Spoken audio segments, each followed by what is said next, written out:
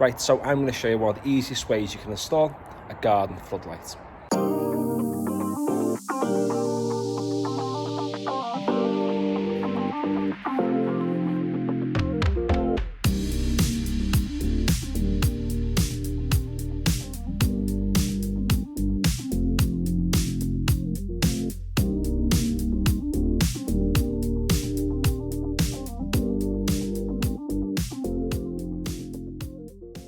So the first thing you've got to consider when taking on a project like this is exactly where you want your floodlight to go. Now, a lot of people do put them on the back of their house. However, I'm not going to be going with that today. I'm going to be taking it straight through into the garage. Now, the reason being is because I'm not going to be hardwiring this light into the electrics. What I'm going to be doing is I'm going to be putting a plug on the end of the cable, which means then I don't need to tap into the actual electrics in the garage. I can just simply plug it into the wall. Jobs are good. Now, there's a million different ways you can actually install a floodlight, many of which do include hardwiring them in. However, this one is, well, I believe anyway, the most simple way of actually installing a light like this, because it means that it's easily replaceable in the future. There's less faffing about, and also as well, you only really need to know the basics of electrics before actually taking on something like this. Now, if you don't have a garage, you can do the exact same thing, taking it into your house, doing it this way, but it does just mean you have to obviously go through plasterboard and all of the bits, but the same principles still apply. So the location on the garage I've opted for is over on this side, and the reason why I've gone with this side is because it's roughly, you know, the centre of the garden, so it's obviously going to illuminate everything fairly evenly. Right, so the position of the light I'm going with is roughly about here like this. Now, a few things that I do have to consider, you know, the PIR sensor with this light is able to twist, so I can point it towards the house, so obviously when we come out the back door, you know, it'll pick us up and it'll illuminate the garden. Also, I know behind where this sort of top line of mortar is here, there's a pipe with an electric cable going through, so I need to make sure I don't, you know, obviously drill anywhere high at that point there, but anywhere below the sort of the centre of this brick is pretty much fair game.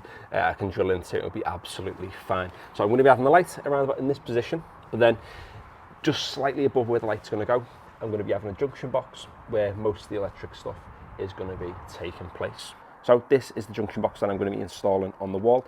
It's IP66 rated, and you can see there's a rubber seal going around the entire outside of the box there, giving it a good weatherproof seal.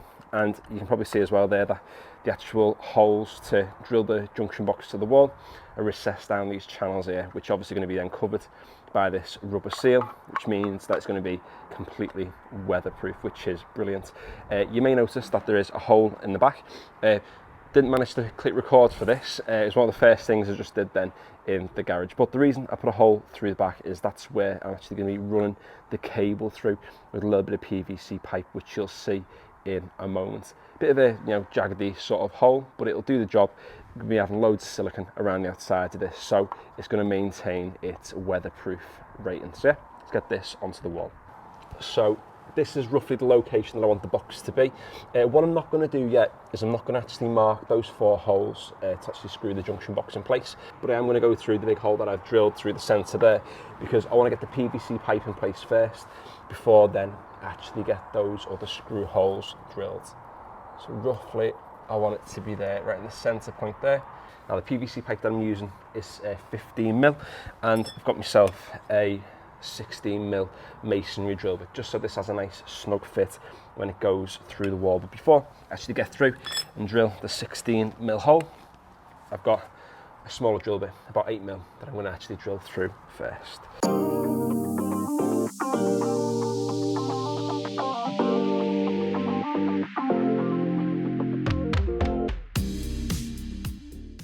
So you can see inside the garage now, the hole has come through the mortar. You can see a little bit of the brick up near the top has been blown out, and that's the main reason why I opted to actually go through the mortar instead of the brick, just because they want to blow loads of that brick out on the other side. So we've got a bit of PVC pipe, which is going to go through this hole, and then we're going to feed the wire actually through this, because the idea is I'm going to leave it with a small part of the actual PVC pipe protruding on this side, which means then when I put the junction box over the top, this will be sticking through and get loads of silicone around it, give it a brilliant, you know, weatherproof seal, so don't need to worry about any moisture actually getting into the box and to the electrics. So I'm going to leave it like this for a second. I'm going to push it through on the other side, so it's flush with the other side of the garage wall, and then I'm going to make a mark and cut it down to size, and then we can get it installed.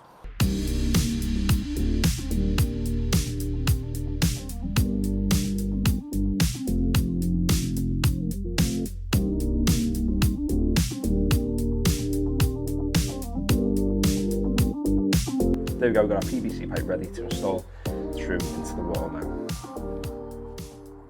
So I've got some clear silicone that I'm going to be applying just around sort of the edges of where this pipe actually is, just to hold it in place, and like I said before, to provide that sort of weatherproof seal.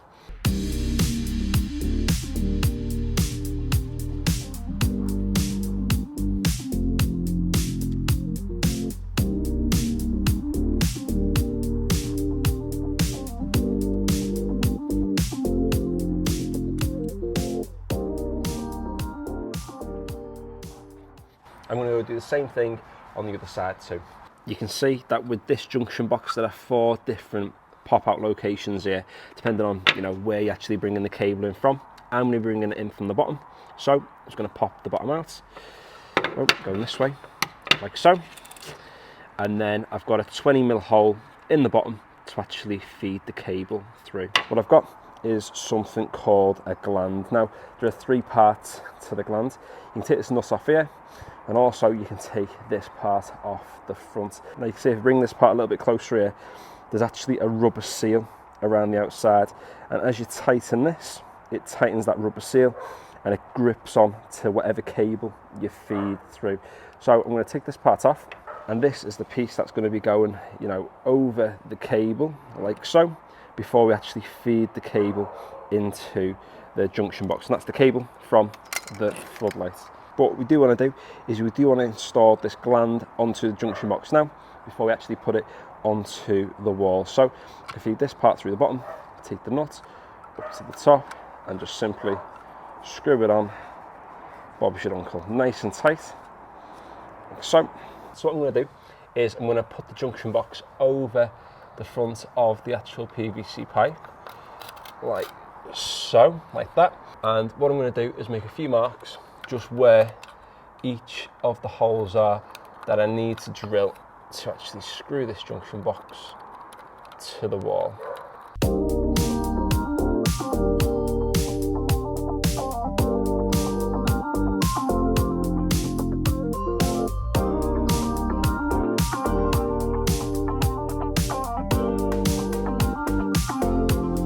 So just knock some of your wall plugs in just so they're flush with the brick.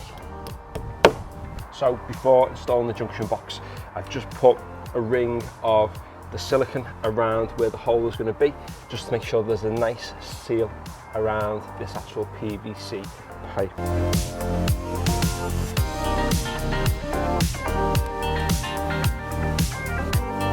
And I'm going to put a little bit of silicone around where the actual pipe is coming through, just again to make sure that the seal is as weatherproof as possible.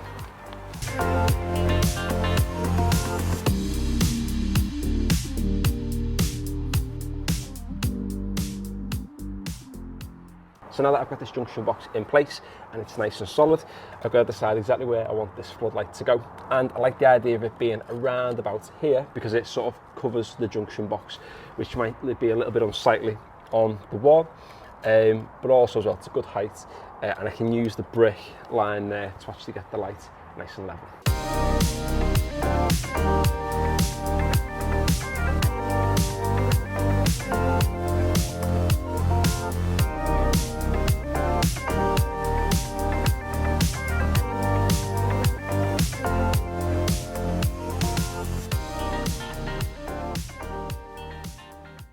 Right, so you can see I've actually threaded this wire now through from the garage, and it's got a live, a neutral and an earth within this cable. The earth's already sleeved. If you do have a wire where the earth isn't sleeved, you have to get some of that yellow and green sleeving to go over the top, but this has already got it, so that's quite handy. Now this wire from the actual floodlight is going to go through the gland we installed earlier, but we can't forget to put the actual cover over this one, and then we can feed it through the gland like so, and up and out. Now I'm not going to screw this part of the gland onto the actual body of the gland there for the time being, because first and foremost I want to actually wire these two wires together.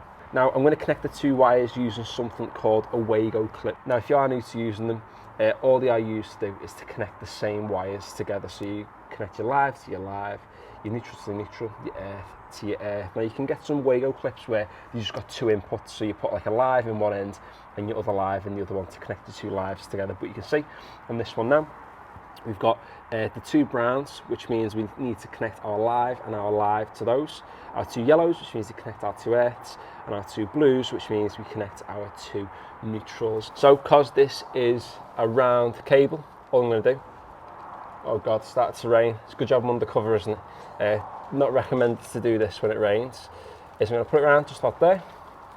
I'm going to give it 2 spins like so, and then remove it. I should now be able to snap off that bit of cable. Just put it there. You make sure you don't do too many passes with that sort of tool, because if you do, what you can risk happening is cutting into these cables, and that's definitely not what you want to do. Now we've got some cable strippers, and all I'm going to do is I'm just going to strip off a small part of the end of each cable. So that there is more than enough. Do the same for the other two. And because they've got individual threads, I'm just going to twist them just so they stay together nicely, like so. And now this is where our Wago clip comes into play. So I'm going to start off with each of the lives. So I'm going to open both browns up. I'm going to connect the live from the actual wire that's going into the garage to the live from the floodlight. So feed them both in. Make sure they're in as far as they can go, and then close the Wago clip, and then those two things won't be able to become detached. I'll do the same thing with both the earth cables.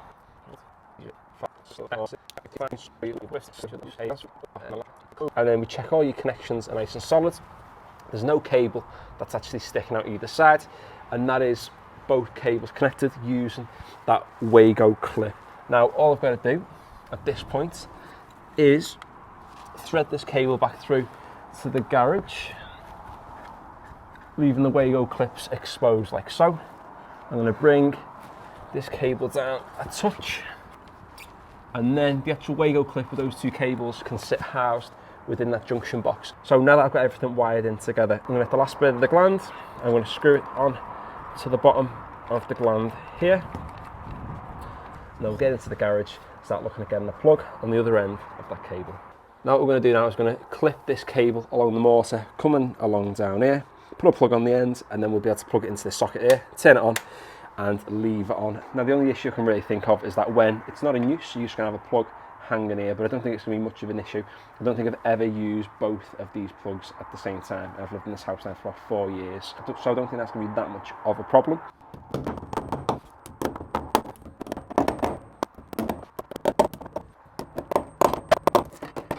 So now that we've got it clipped to the wall, we can see exactly how long we want our cable to be. Now I'm happy with it being about that long, just a nice little loop like that. So what I'll do is I'm going to cut this down to size now, and we'll get the plug on the ends. We're going to cut down to length. We're going to use that tool again that we used outside, just to actually strip a bit of this cable off.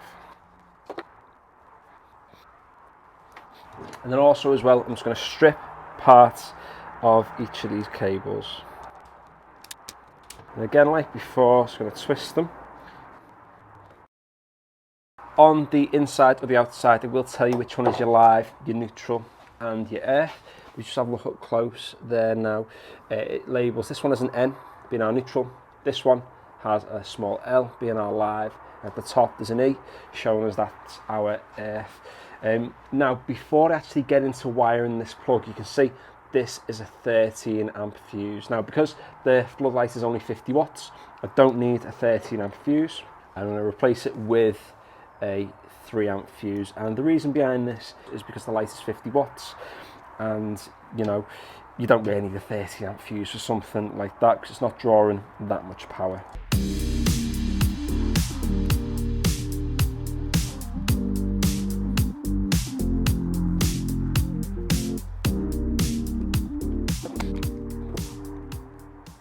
There we go. our plug has been installed, and all we've got to do now is give it a test. So I've set it just now as a test, just to have it come on when it's daylight. So if I move my hand past the PIR sensor now, there we go, it senses it and the light comes on.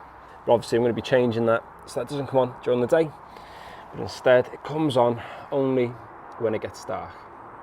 Now I'm going to be turning it off for now and unplugging it, because I'm going to be adding some extra silicone to this side of the pipe and the other side of the PVC pipe too.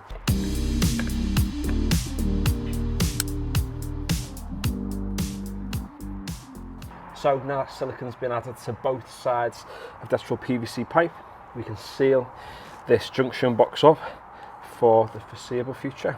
Trying to make sure that this rubber seal is perfect around the outside of the junction box before you add any of your screws.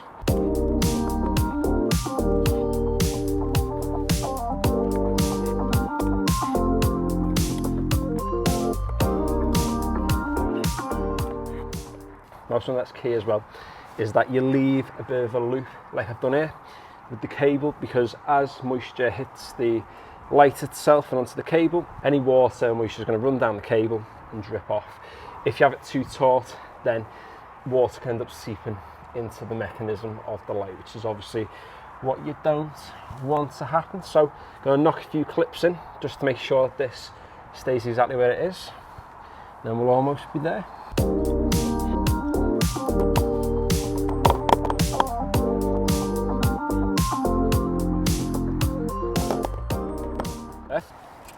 And last but not least, I'm going to put another little bead of silicone around the junction box just to make sure that it's absolutely sealed up. And what I've done is just cut the nib off so that's a little bit of a bigger distribution of silicone, and then hopefully it'll be completely weatherproof moving forward.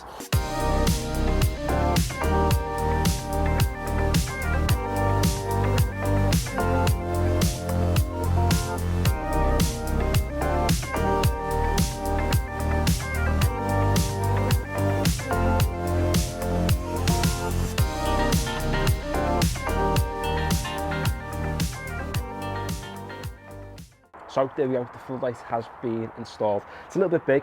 It didn't look as big in my head when I was trying to visualise the measurements before I bought it, but hey ho, it'll definitely do its job. I think it'll certainly be big enough.